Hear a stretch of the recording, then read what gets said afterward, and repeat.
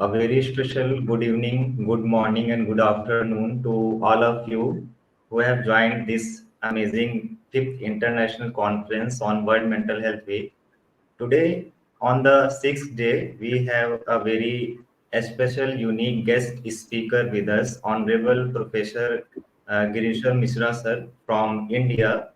He is former Vice Chancellor at Mahatma Gandhi Vishwavidyalaya and HOD at Delhi University, also author, social scientist, senior psychologist, and chief editor at ICSSR. He is also in the list of 10 most influential psychologists across the globe. So we are honored and privileged to have such personality on our stage in this international conference. So today he is going to enlighten us on a very important and relevant topic, that is meeting the challenges of holistic health and well-being.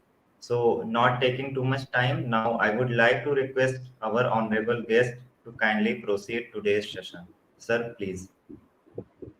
Thank you, Samyak ji, for a very kind introduction. I'm happy that this year we are very sincerely trying to relate to society through media. Today, the theme that has been selected for deliberation deals with holistic health and well being. When we talk about holistic health and well being, we have two kinds of concerns. One is the problems that are being faced demand a response at different levels and to different contexts. And secondly, when we use the term holistic health, we also refer to the efforts to be made by individuals and communities to respond to the needs of mind and body both. The division between mind and body, and accordingly having mental health and physical health as two separate concerns, is found quite misleading because the two are uh, very concerned with each other. You can't separate the two. Let me share some of the concerns which are global in nature. Amid rapid climate change and fast paced socio-economic development activities, where competition is increasing, stress is increasing, health protection is becoming an important and multifaceted problem. On the one hand, there is climate change. On the other hand, there is competition in our society. We have limited resources, and therefore, we are facing trouble in coping with the demands of situation. So the problem is multifaceted. In addition to that, new social, political, and economic factors emerge, and all of which influence the quality of life. Under these circumstances, it is becoming increasingly difficult for the average person to live a normal life while maintaining a healthy balance among the various types of pollutions. I'm serious about it. The pollutions related to food, water, air, sound, and information are creating a serious challenge. They are health hazards. Currently, most of us living in metropolitan and urban regions are tricked into believing that we are maintaining ourselves with dangerous food items such as milk, vegetables, fruits, and other contaminated food items. That is becoming a serious health hazard. So, as a result of such exposures, the immune system is going to become weak. So, the ability to battle diseases deteriorates, and people succumb to a variety of diseases.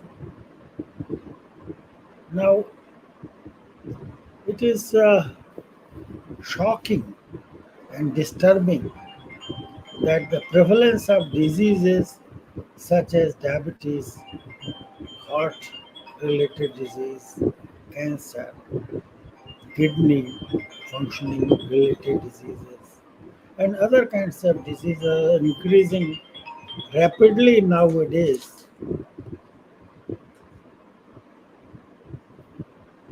So, the scenario is very challenging, and we need to address these challenges quickly. It requires urgent effort. I think we know that many of these health related issues relate to the lifestyle. We know that we are not getting adequate sleep, exercise, rest, among other things. The human body requires exercise, rest, sleep. On the other hand, there is also need to attend to the health of our brain, the kind of information that we consume, the kind of various engagements that we have, the way we cope with the problems, all of them are going to influence our mental health and brain health. In recent years, neuroscientific discoveries indicate that brain not only receives information from outside, which is for homeostasis, it also receives information from inside. We call it interoception. So, interoception provides something which is used for allostasis, internal dynamic balance. And so, the internal balance and external balance both are equally valuable. The neuroscientific studies also indicate that the brain has neuroplasticity.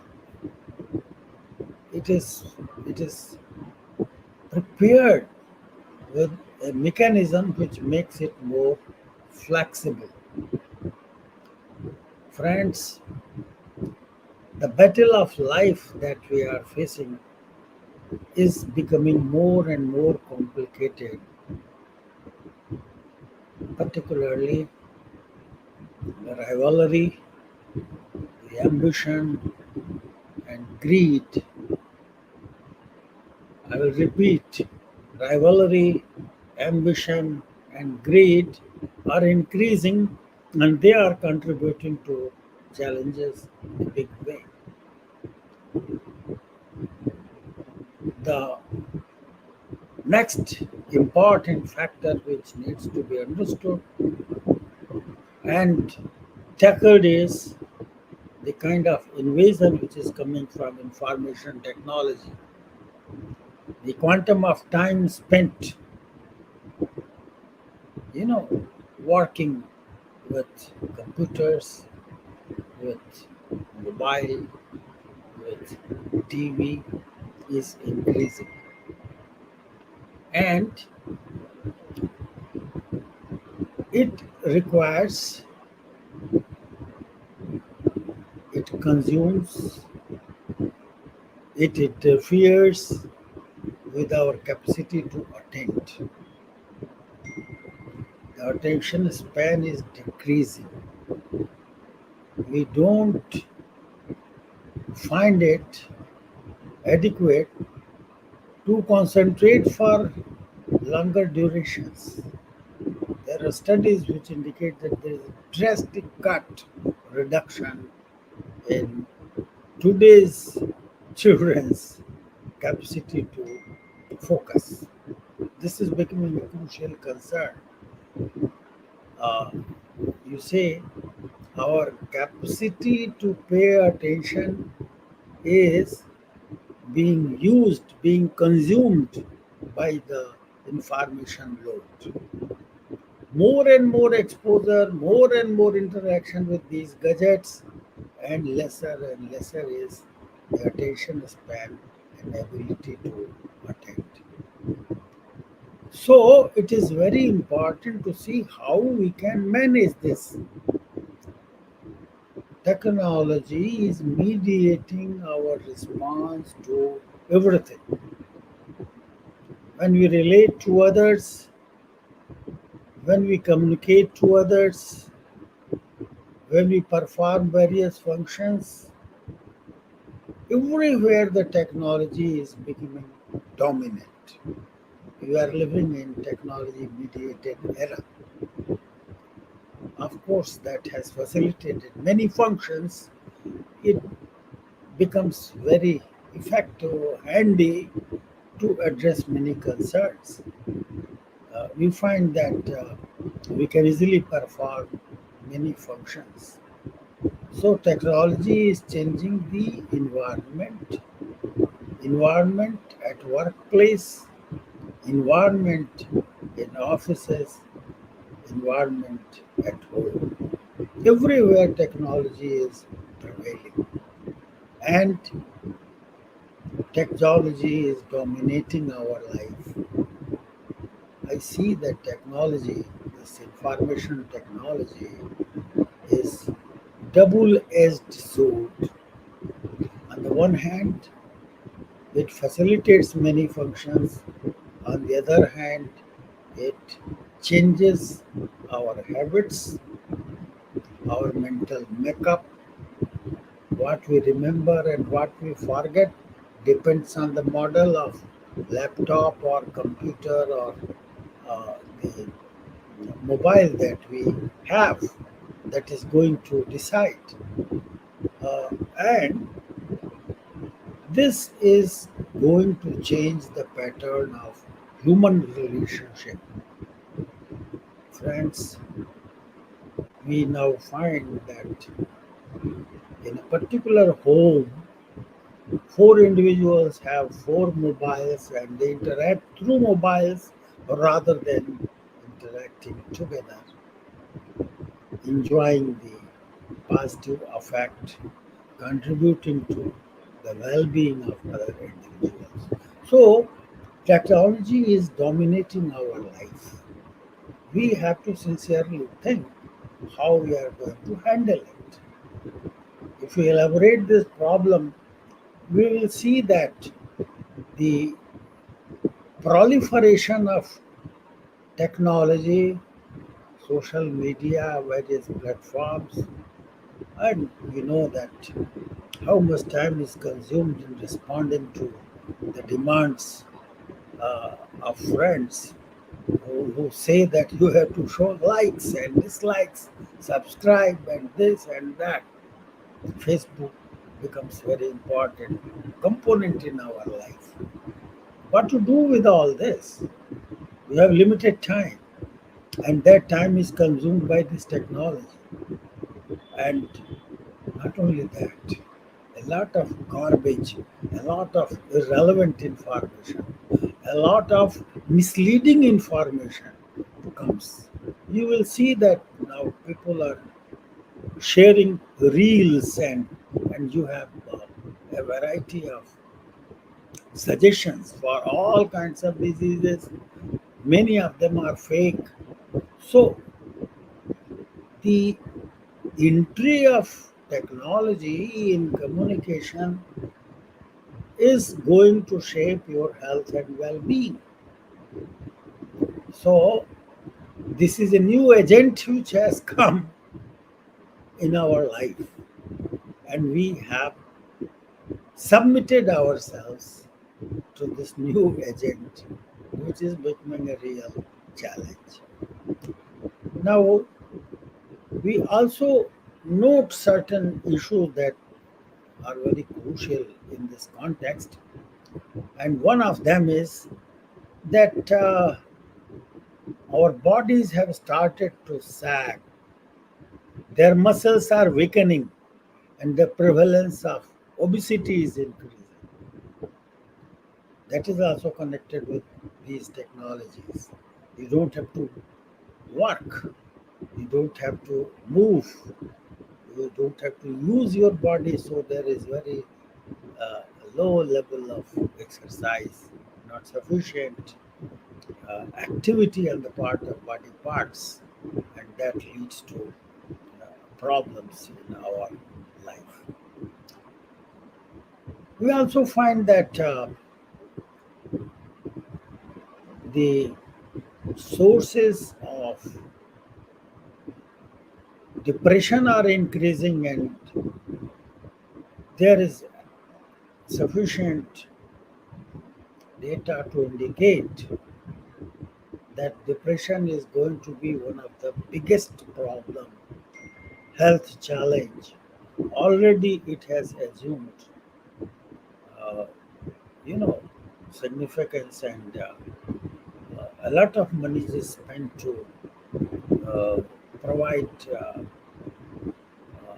health facilities, to provide therapy, uh, drugs, and all that to reduce the challenge of depression. Uh, and not only in developed countries but in developing countries, in India also, we find that the incidence of depression is increasing. Now,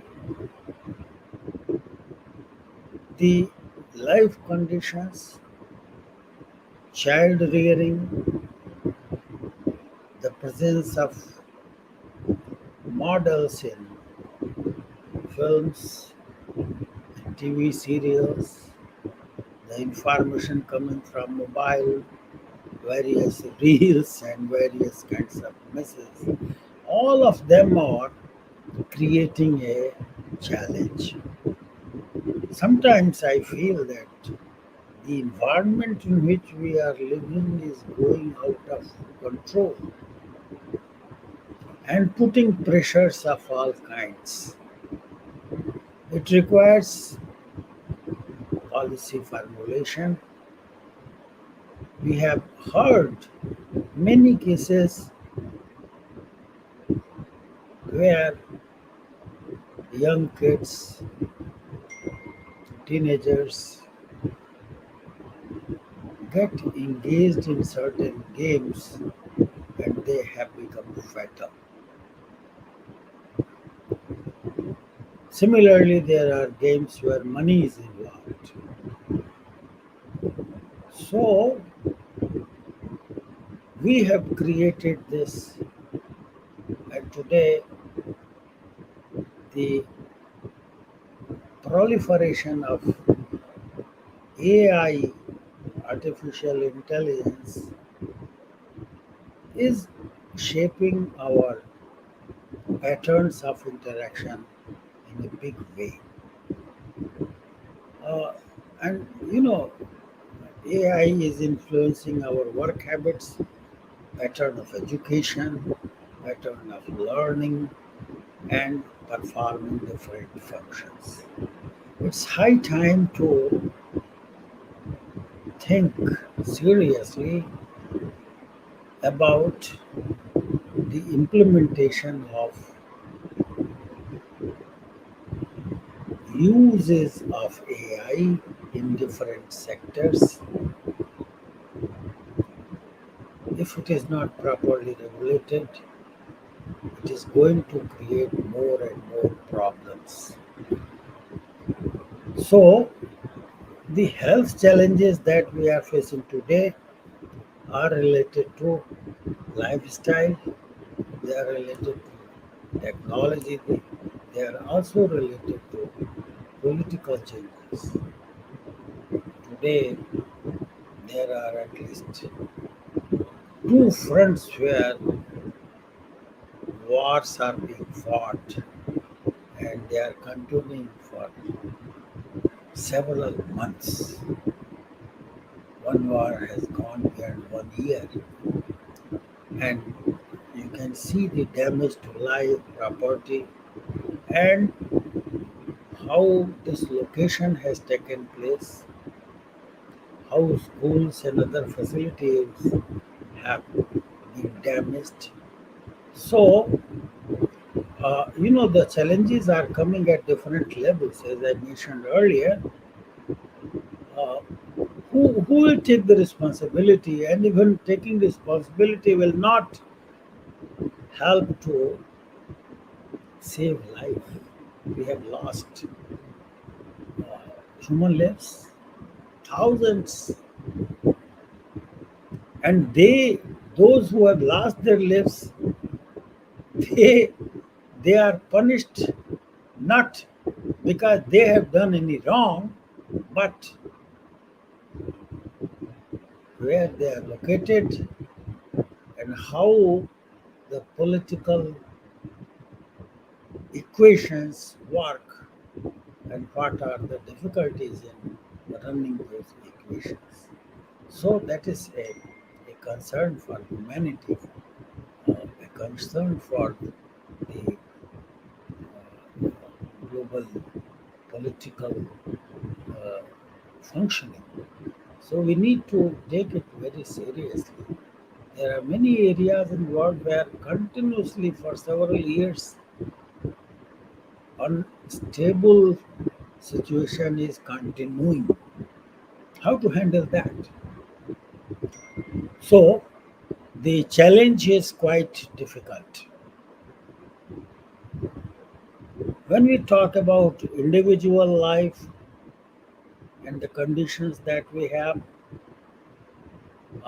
the distribution of job, the condition of unemployment, the availability of resources,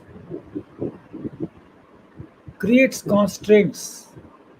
On the other hand, with globalization, with increase in consumerism, the desire to consume more and more, acquire more and more, greed, competition, and consuming more and more becomes more important. We have to see how to create a balance, how to live a life where there is a balance. This is a question.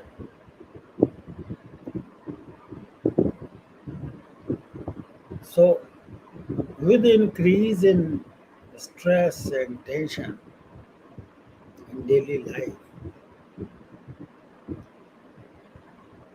people are trying to increase their resources. So they work hard, they go for shifts, and they want to earn more and more. And the physical, social, mental environment deteriorates. In this context, the only strategy which is going to help is to regulate ourselves. If we look within,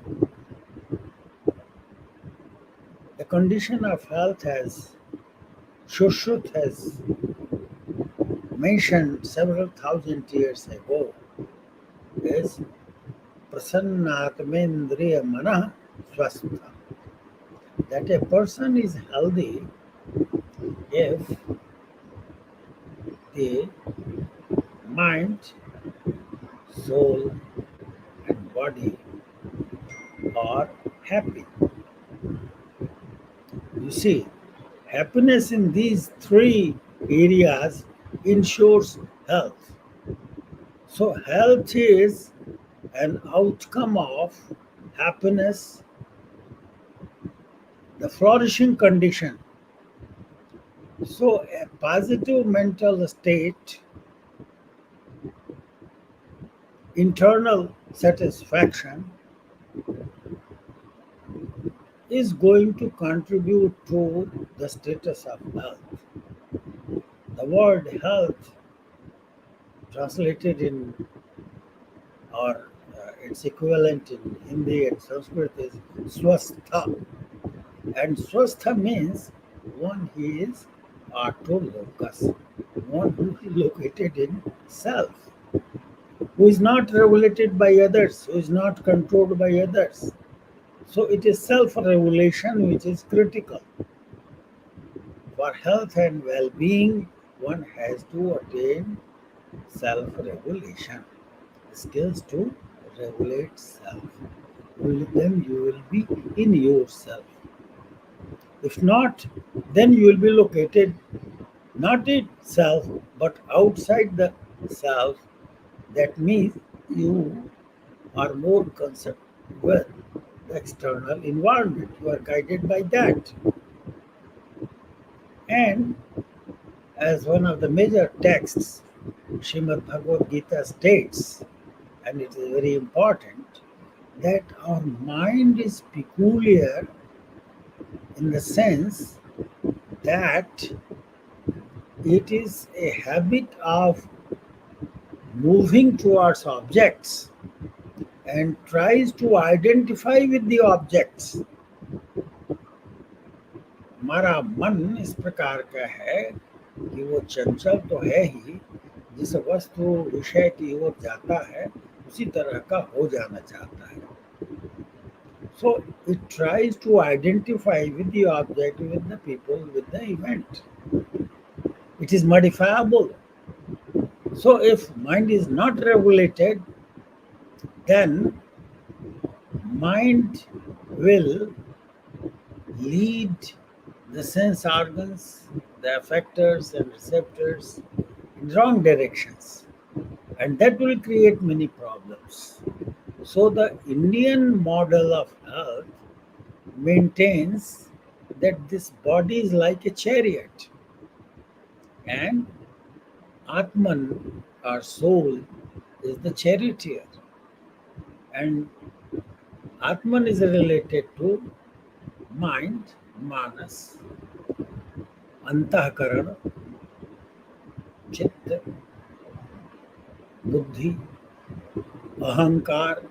These are the terms which are introduced, and they ultimately relate to sense organs. So if everything is properly connected, then you will behave properly and you will maintain health. But if there is poor connection, if they are not properly joined, then there will be difficulty. I'm reminded of Gita, which talks about yukta, properly united. The term yukta comes several times. Buddhi yukta, yoga yukta, always yukta is mentioned. And yoga itself means united. So if you are able to regulate yourself, then you are able to control yourself and your health and well-being. Again, I will refer to Bhagavad Gita, which says, that a person's self is his greatest friend and greatest enemy. If one is able to control and regulate self by your own self, then yourself is your greatest friend. And if you fail in that regulation process, then yourself becomes your greatest enemy. So, how to have this self regulation? Bhagavad Gita says that, well, there are two important steps. One is abhyas, practice, practice of yoga, and the other is vairagya, that is non attachment or detachment. You have to work on two fronts. You have to self regulate yourself, and you have to also bother about the external environment. Should not be influenced by that. You should try to get rid of those connections. So, you need to develop a kind of viveka, conscience. This kind of enlightenment is needed. The system of yoga talks about, particularly if you go to Patanjali's Yoga Sutras, they talk about 8 limbs. And 8 limbs means they jointly influence. It's not that one has to go from one step to the other. No, I don't think they are stepwise. They have to look at in totality. So one has to follow the yamas and niyamas, asanas. So yama, niyama, asana, pranayam, dhyan, dharana, pratyahar, etc., samadhi, all those steps are interrelated. And there's a meaning when yama and niyama are considered as first two. And yama includes satya, ahimsa, asteya, aparigraha, brahmacharya, santosh, tapas, swadhyaya, ishwar pranidham. These yamas and niyamas are considered by Maharshi Patanjali as universal laws and principles, irrespective of caste, creed, place. They have to be followed. And if you follow, then you will have a flourishing society. Satya, ahimsa, truthfulness, non-violence,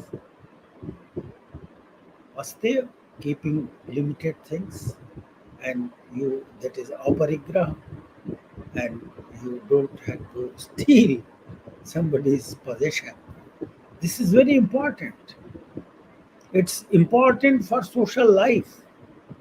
If people are not truthful, it will lead to quarrel. It will lead to, uh, you know, uh, conflict, mistrust. So, if one wants to have good life, one has to follow yamas and niyamas. So, how you perform in society, how you regulate your own body, these things are not unconnected. It's not that you have to pay attention to one and you don't have to pay attention to the other. This is very crucial. If one wants to maintain, restore, and uplift, as far as holistic health is concerned, then steps have to be multi-pronged.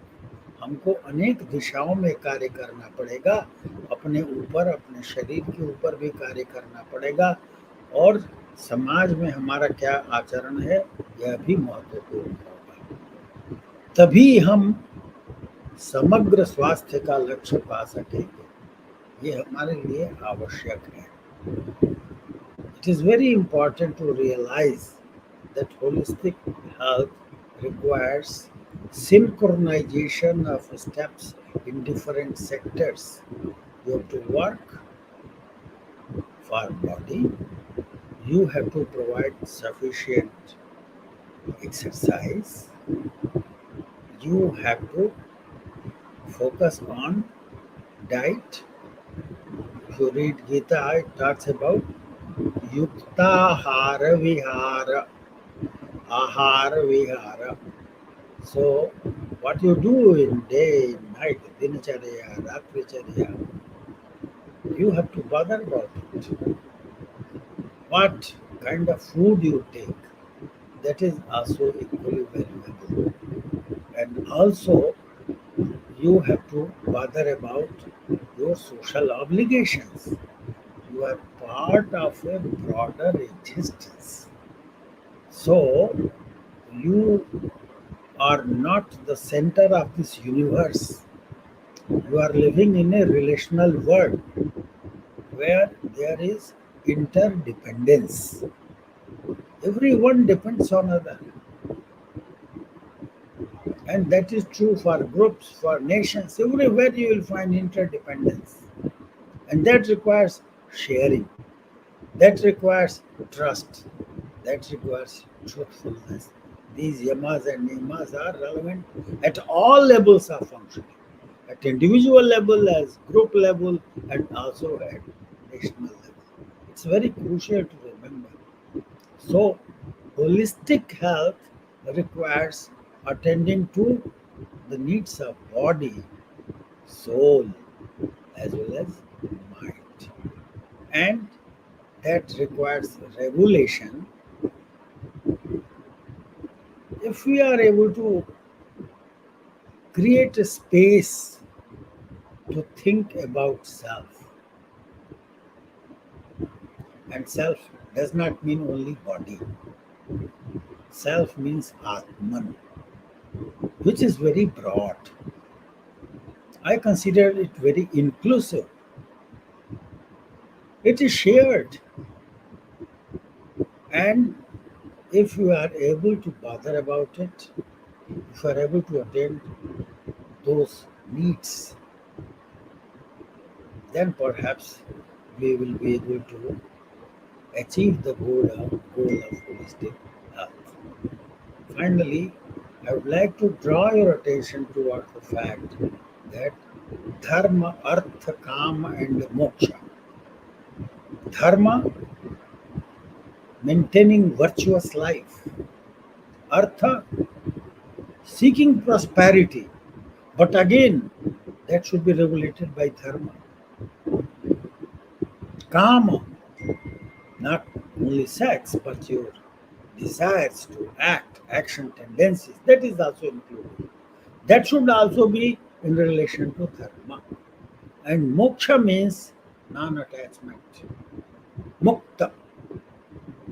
So, Yoga Vashish talks about Jivan Mukta. You need to live a life of a liberated being. So, you are not in trouble. That should be the ideal. It is possible to realize this ideal. So, it's balance how you interact. Samatvam yoga uchyate. I think that is the final word. How to achieve this samatva? Again, Gita talks about this samatva is reflected in an attitude where you are not perturbed by the negative things, not elated by positive things. You have a state of steady wisdom, sthita pragya. And if you are trying to move in that direction, then you are moving towards holistic health. If you are influenced by any negative thing, any positive thing, then you are worried about it, and then you will not be able to work. Yoga karma kaushalam. So the competence which is required also demands yoga. That requires concentration. That requires synchronization at different levels of your existence. Remember that you are a being consisting of physical body, but that is not the only reality. Remember the theory of Panchakosha, which talks about Annamaya Kosha, Pranamaya Kosha, Vijnanamaya Kosha, Manomaya Kosha, and then Anandamaya Kosha. Our true nature is one which has bliss as a part of its nature, and we have to realize it. And for that, you have to follow various paths, one which is suitable to us, whether it is Karma Yoga or Jnana Yoga, uh, Bhakti Yoga. You can follow any path. All of them lead to one reality. Ekam sad viprah bahudha badanti. The reality was one, but people perceive it in different ways. There are different paths which lead to that reality.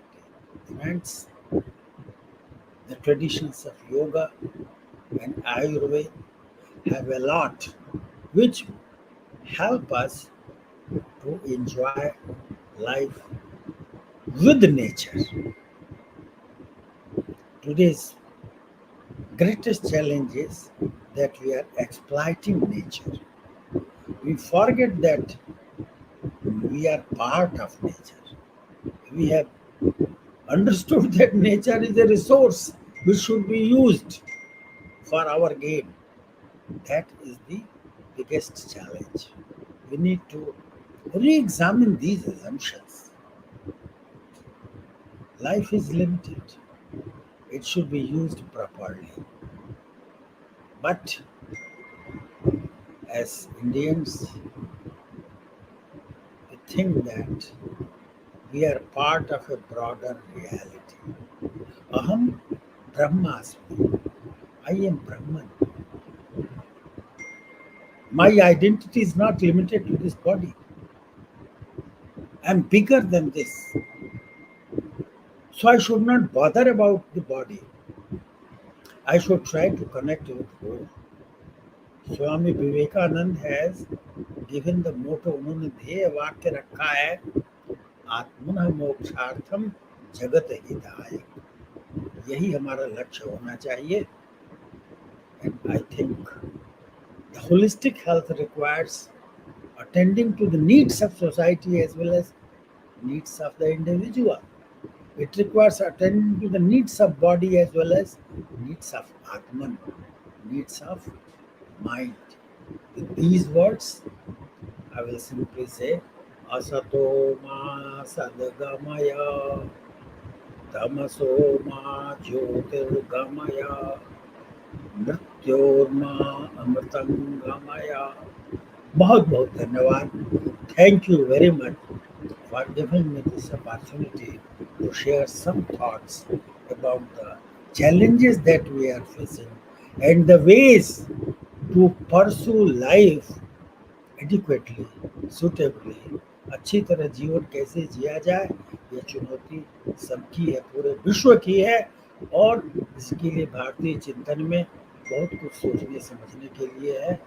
मेरा विश्वास है कि आपका ध्यान अवश्य जाएगा.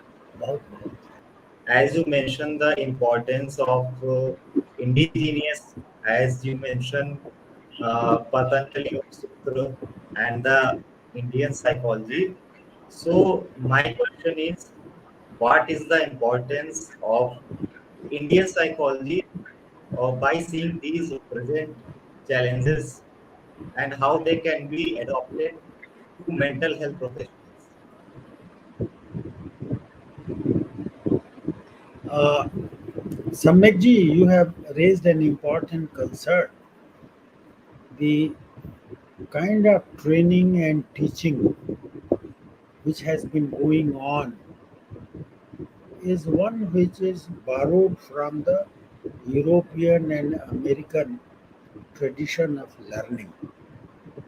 And those traditions involve certain value assumptions, and they were developed and still they are being developed under different kinds of cultural goals and ideas. It is important to examine those assumptions and see whether they are relevant to our purpose or not. And if you examine critically, you will realize that even they are not very appropriate for their own life conditions. There are challenges which are being faced. So, mental health issues, challenges in relationships. You will see the current scenario is one where maximum mental health issues are being faced by those countries. It's a big problem. So if you are going to emulate, यदि हम उनकी नकल करेंगे तो उसी तरह की समस्याओं से ग्रस्त होंगे और हो रहे हैं. So we have to, unfortunately, unlearn a few things and learn a few things. Academics is one where traditions don't change rapidly. They require a lot of time. For the last 75 years, we have been functioning with one kind of pattern. As you must be knowing, in most of the master's courses, we hardly talk about Indian thought or indigenous thought, what we know about life, about health, about well being, has been marginalized. And see, under all the difficult conditions, they have survived. And today, in many Western laboratories, departments, the value of Ayurveda and yoga is being attested, being established. And when they say it's good, then you accept it. That the mental makeup has become such. So we have to take steps to re-examine these assumptions and see whether they are good, whether they are useful, whether they help us to lead better life. And accordingly, we will have to revise. Now we read the book. Small is beautiful. Why you are going for organic food and organic agriculture and what not? Why this change? People are worried about it. So it's high time that we attend to the insights that are available in Indian tradition. So yes, as you mentioned, it is very correct. We have to take effort in that field. Sir, my last question is, as you mentioned, nowadays AI and the technology or the cyber technologies are taking our mind. It is mostly affecting the psychological health of a human being. So, how you think or what is your advice to the mental health professionals that the importance of the cyber psychology or how we should deal with the mental problems which are generating through these kinds of technologies, whether we are using it in a exceed way. तो sir, आपके विचार के अनुसार आज की जो परिस्थिति जिसमें हम टेक्नोलॉजी के माध्यम से हमारे स्वास्थ्य पे और मानसिक स्वास्थ्य पे जो प्रभाव पड़ रहा है, उसको हम किस रूप में निवारण हो सके और उसमें मनोवैज्ञानिकों की क्या भूमिका आप किस तरीके से देखते हैं? बहुत अच्छा प्रश्न आपने रखा है. और you know, the addiction to internet is being considered as a kind of mental disorder. Now psychiatrists are trying to find out adequate remedies for that. Now we have to see it from two angles. One is how to regulate our own behaviors. So screen time should be reduced as far as possible. That will give you space to relate to other people, to talk to other human beings. It will provide space to engage with others, right? So, rearrangement of our schedule is very, very important. Uh, we think that if we use AI and we are able to achieve a lot, achievement for what? We have to be very serious about our mental health and well being. Whether we want well being or not, this question has to be answered. And if you want to engage 20 hours a day with your mobile or with your technology and you want to be healthy, it's futile. It is not possible. There is no way you can continue in the same way. uh, you interact for long hours with the internet and other gadgets and still you want to live happy life, you want to have good sleep, all that is not possible. So I think this lifestyle change is very, very crucial. We have to make sense of the problem, we have to make sense of the challenges, and we have to create opportunities. The life that we have has to be used properly. The time which is available is used, it should be used properly. I think it's very crucial. We need to take care of that. If we don't take care of that, there is no remedy that add one more pill and take a capsule and then you will reduce the problem and you will continue with the same style of behavior. It will not be possible. हाँ हाँ, सब ठठाई फुलाई गालू, दोनों चीजें नहीं हो सकती है कि गाल फुलाए भी रखो और हंसो भी। दोनों चीज तो नहीं संभव है। जो समय आपके पास उपलब्ध है उसका सदवृत्त के साथ, सदविचार के साथ कैसे उपयोग किया जा सकता है, यह हमारे लिए विचारणीय प्रश्न है। और यह पुनः एक बार आत्मनिरीक्षण और अपने आप को कैसे व्यवस्थित करें, कैसे संतुलित करें, यह निर्णय तो हमको स्वयं करना पड़ेगा। दवाओं की सूची में एक और दवा जोड़ देने से काम नहीं बनेगा। जीवन का नियंत्रण हमारे अपने हाथ में होना चाहिए, अपने समय का, अपनी श्वास का, अपने व्यायाम का, अपने आहार का, अपने विहार का। यदि ये हम नियंत्रण नहीं करते हैं तो सब बिल्कुल व्यर्थ है। बाकी चीजें जैसी हैं उन्हीं से अगर हम संचालित होते हैं, वही चीजें हमको नियंत्रित करती हैं, तो कोई सकारात्मक परिवर्तन की संभावना नहीं है। मुझे तो लगता है कि विकल्प यही है कि जीवन दृष्टि में परिवर्तन लाया जाए। यह भी शिक्षा का अंग होना चाहिए कि जीवन के प्रति हमारा दृष्टिकोण क्या है और जो साधन उपलब्ध है उनका उपयोग हम किस प्रकार करें। इस सेशन को एंड करने से पहले हम आपके माध्यम से एक सार संदेश जो आप पूरी मानवता को देना चाहें इस सेशन के माध्यम से, what will be your conclude message to whole the humanity through this session sir? मनुष्य जीवन एक बड़ा महत्वपूर्ण अवसर हमारे लिए है।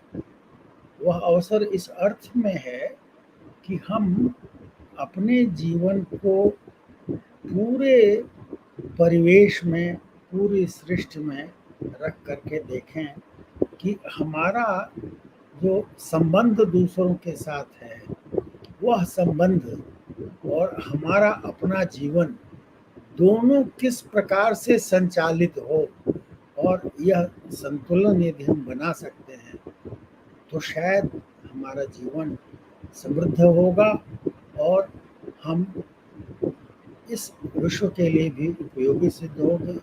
It is very important to realize that we live in a world where everything is interdependent.